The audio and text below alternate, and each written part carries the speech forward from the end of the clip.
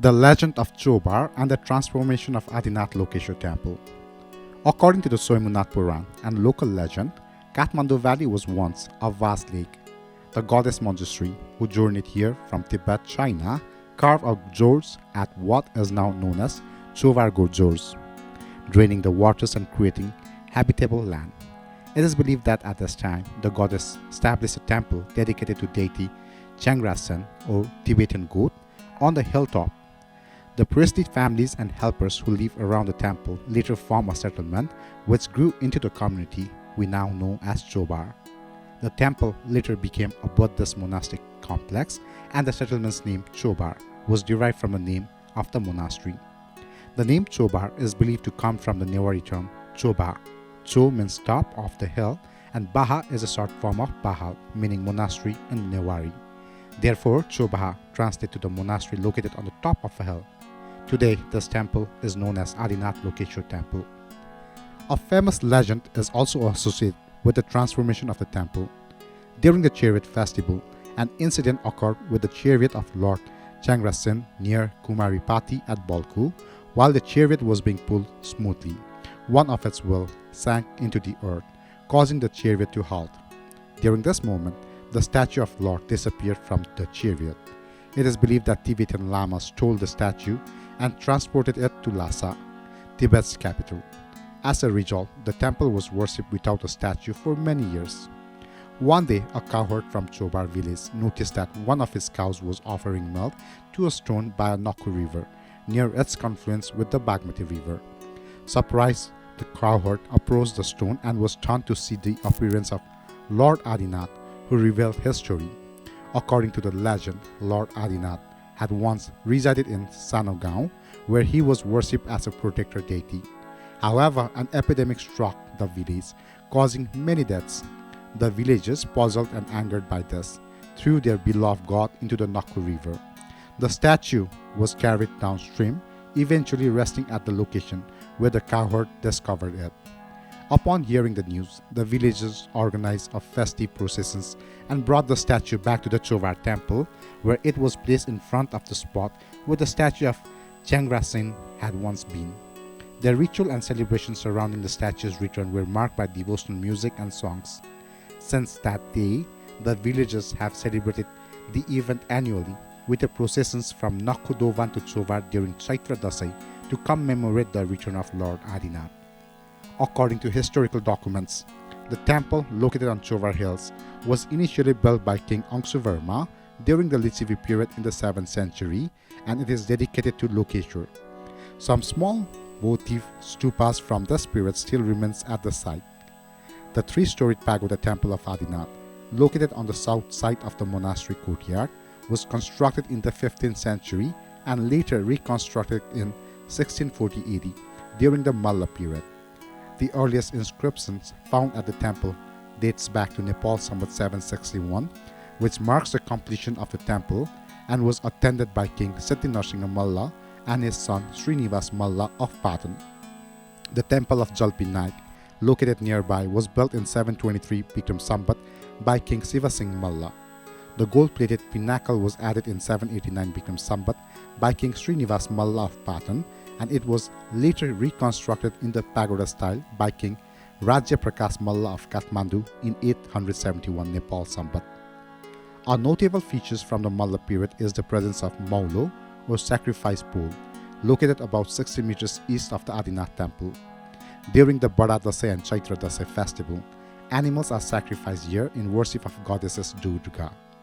The presence of this Maulo and a small nani, a military parade ground, to the north of the temple indicates that military activities were once conducted in the area. Due to its strategic location on a hilltop, Chobar likely served as a tactically important site from a defense perspective. These physical and cultural evidences clearly demonstrate that Chobar is an ancient settlement with significant historical value. Before the construction of the highway, the settlements was part of the traditional route connecting Kathmandu city to Jalpinaik, Tauraha and Dakshin Kali temple. Pilgrims would often stop at Chobar to worship Lord Adinath and enjoy the stunning views from the hilltop before entering or exiting the Kathmandu valley. However, after the introduction of the highway, the Chobar village was bypassed. Furthermore, With the establishment of Himal Cement Factory in 1974 AD, stone quarrying operations between the Adinath and Jalbinayak temples disrupted the traditional Dakshin Kali Kathmandu route, further altering the area's historical path. The chariot festival of Adinath, a tradition started by Gunakamdev. It is believed that King Gunakamdev initiated the chariot festival of Adinath in Nepal Sambat 733. This festival has been celebrated by the villagers during the Chaitra Dasai, a time of great cultural significance. Although the festival officially begins on Chaitra Shukla Pratipata, preparations for the celebration start much earlier, from the day of Magh Shukla Pratipata, when the materials and utensils for worship are collected. On the day of Chaitra Shukla Pratipata, a special bathing ceremony for the deity is performed on a stone platform just to the north of the eastern gate of Bahal, accompanied by various ritual functions. The highlight of the festival takes place on Chaitra Shukla Ashtami, also known as Chaitra Dasai, when the grand chariot processions takes place. The procession begins at the temple sanctuary, travels to Nakhu Doban, and then returns to the temple sanctuary. This vibrant celebration continues to honor the deity Adinath with devotion and festivity, marking an important cultural event in the region. Kartik Mela, a month-long festival at Adinath Temple. The Kartik Mela is celebrated annually from Kozagrat Purnima, the full moon day of Ashwin, to Kartik Purnima, the full moon day of Kartik, spanning an entire month in the months of October and November. During this time, devotees visit the Adinath temple every morning to perform special rituals, marking the festival known as the Adinath Mela. Traditionally, people observe a month-long fast during this period, known as Mai Arpsan in Newari and Mas Brata in Nepali. The fast involves abstaining from food for the entire month, with only water being allowed in some cases. However, in modern times, the fasting has been shortened, with many people now undertaking at Nirjala fast, only consuming water for 5 days within the month. It is believed that the fast should be concluded by the responsible husband or wife, as breaking the fast improperly could lead to marital discord or a broken relationship. This tradition adds a layer of spiritual and cultural significance to the festival, emphasizing the importance of commitment and responsibility in relationship. Offering of pots and pans at Chobar Temple, a unique tradition. The Adinath Temple at Chobar is renowned for its remarkable collection of pots and pans, which are hung all over the temple facade and our surrounding buildings. It is not uncommon for temples in Kathmandu Valley to be decorated with various cooking utensils offered by devotees, but the display at Chobar is particularly notable.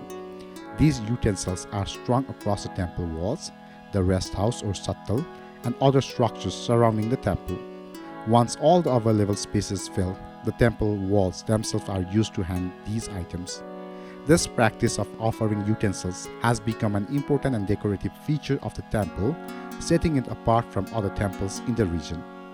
While offerings are a common tradition in temples, the exhibition of pots and kitchenware at Chobar Temple is rare and unique. It has become an integral part of the temple's visual identity, making it a distinctive motif. Although there is no definitive record of how this practice began, a faint memory of its origin is preserved in the community. The tradition is linked to the hardship faced by the population in ancient time, when epidemics like smallpox, cholera, tuberculosis, and malaria were widespread, leading to many early deaths.